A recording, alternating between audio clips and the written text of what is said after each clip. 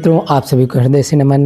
मैं आचार्य प्रेम आर्य, योग प्रचारक योगाचार्य पतंजलि योगपीठ हरिद्वार से आप सभी का रोग निदानम यूट्यूब चैनल में हार्दिक अभिनंदन करता हूँ। मित्रों, आज हम चर्चा कर रहे हैं मुंह में अधिक लार का बनना। अक्सर देखने को मिलता है कुछ लोग सोते समय ही रात में उनके बिस्तर गीले हो जाते हैं, मुंह से लार इतनी ज़्यादा निकलती रहती है और साथ में कुछ लोग बातचीत करते करते लार्वा निकलता रहता है और दूसरों को बड़ा डिस्टर्ब होता है। कुछ लोगों को देखने को मिलता है कि वह दिन में अनावश्यक रूप से लार निकलता रहता है। तो इस सब समस्याओं से बचने के लिए हम आज चर्चा करेंगे यज्ञ योग आयुर्वेद चिकित्सा से जुड़ करके आप कैसे अपने जीवन को इस प्रॉब्लम से बचा सकें, आदि आदि इन सभी विषयों पर चर्चा करेंगे। तो बने रहिए अंत तक हमारे साथ। मित्रों, हमारे मुंह में 3 लार ग्रंथियां पाई जाती हैं जो कंटिन्यू लार प्रोवाइड करती रहती हैं और ये लार का हमारे जीवन में बहुत ही बड़ा महत्व है। इसमें कुछ विशेष प्रकार के एंजाइम पाए जाते हैं जो हमारी भोजन को पचाने में मदद करते हैं। एंटी माइक्रोबियल प्रॉपर्टी पाए जाते हैं।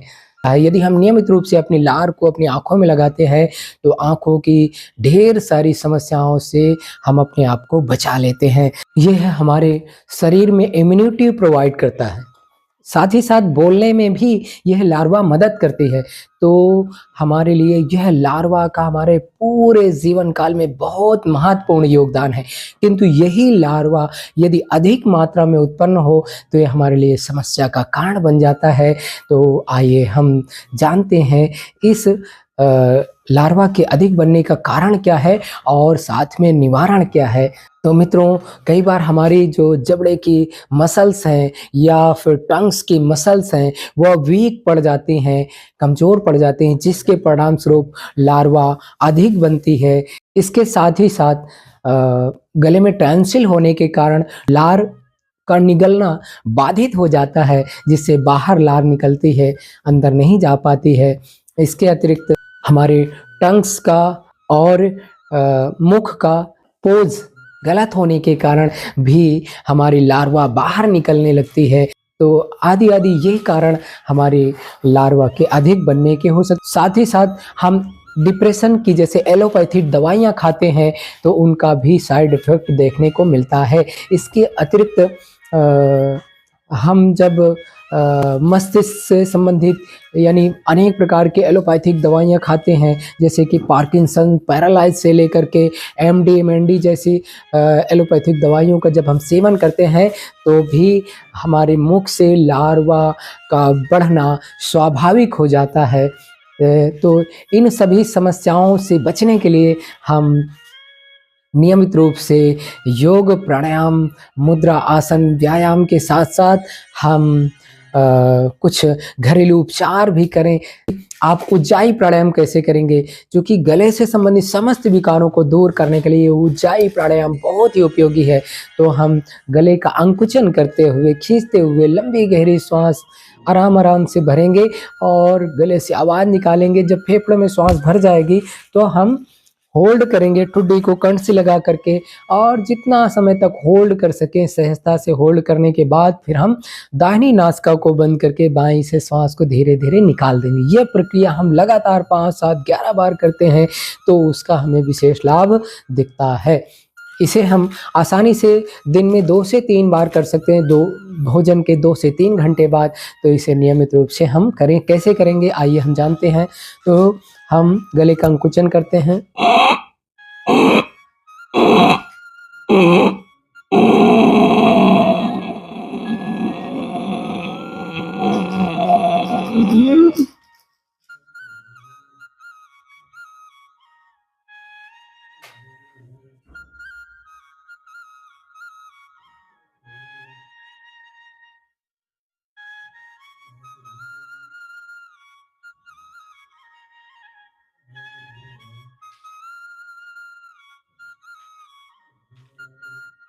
सहजता के साथ होल्ड करते हैं, जबरदस्ती कुछ भी नहीं करना। आराम आराम से विनम्रता पूर्वक सहजता पूर्वक प्रार्थना का भाव रखते हुए जब हम इन गतिविधियों को करते हैं तो नो डाउट अपनी समस्या का बहुत जल्दी समाधान प्राप्त कर पाते हैं। तो यह उज्जाई प्राणायाम के अतिरिक्त हम करते हैं अनुलोम विलोम। तो अनुलोम विलोम कैसे करेंगे, इसका आपको डिस्क्रिप्शन बॉक्स में विधिवत पूरा वीडियोस आपको मिल जाएगा। साथ ही साथ कपालभाति का भी इसमें बहुत बड़ा योगदान है। तो कपालभाति कैसे करेंगे तो उसका भी आपको हम विधिवत डिस्क्रिप्शन बॉक्स में आपको दे देंगे वीडियोस का लिंक। तो आप इसलिए उसे समझ करके देख करके आप कर सकेंगे। चूँकि वीडियो लंबा ना हो इसके लिए हम उसको यहाँ पर नहीं दर्शाते हैं।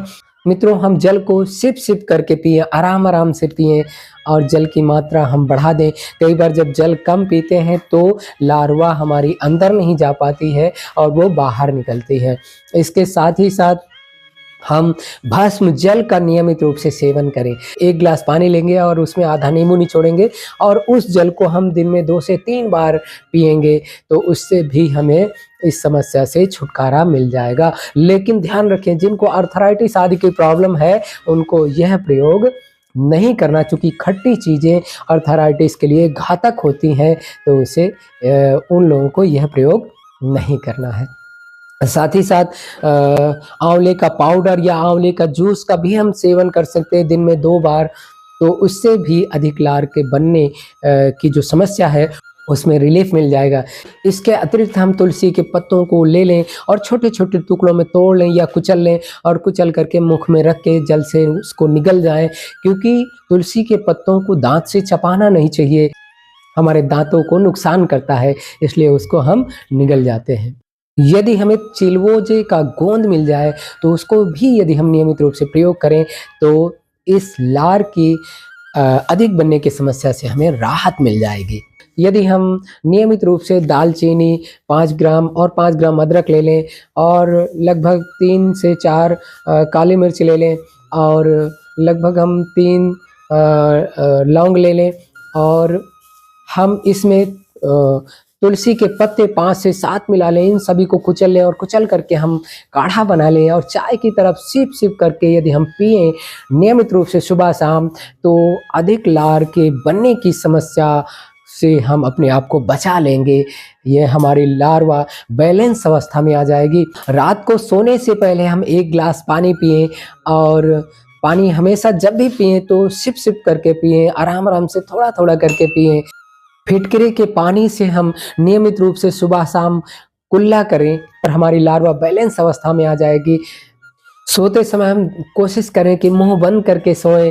कई बार जब नाक जाम होता है तो उस स्थिति में हम मुँह खोल करके श्वास लेते रहते हैं, जिससे भी लार्वा अधिक निकलती है। यदि हम नासिका में शाम को सोते समय तिल तेल या फिर सरसों के तेल की 5-5 बूंद की नाक में हम डालें तो उससे हमारी नाक जो जाम रहती है उसमें लाभ मिलेगा और हम स्वाभाविक रूप से नासिका से श्वास का आदान प्रदान कर पाएंगे। अपने घर में एक छोटा सा हवन करें। हवन करने के लिए अच्छे घी या हवन सामग्री कोई भी ले लें और उससे आहुति करें। हवन करने के बाद जब अंगारे बने तो उसको एकत्र कर करके और उसके ऊपर हम जिसमें है वो हम इसमें थोड़ी सी कफेष्टी हवन सामग्री लें और कफेष्टी हवन सामग्री में हम थोड़ा सा घी और गुग्गुल आदि मिला करके पहले से रख लेंगे और उसको अंगारे में डाल करके ऊपर से पिघला घी डाल देंगे। मंद-मंद धुनी निकलेगी, अपने पास रख करके अपना योग अभ्यास करेंगे या फिर पूरे घर में घुमा करके एक साइड में रख देंगे। तो इस प्रकार से आप एक नहीं बल्कि ढेर सारी समस्याओं से अपने आप को बचा लेंगे। अतः आप सभी से विनम्र अनुरोध है कि आप सभी इस ज्ञान विज्ञान को अपने जीवन में नियमित रूप से अपनाएं और कैसा लगा यह ज्ञान विज्ञान या इसको प्रयोग करके आपको कितना लाभ मिला तो आप कमेंट्स बॉक्स में अवश्य लिखें।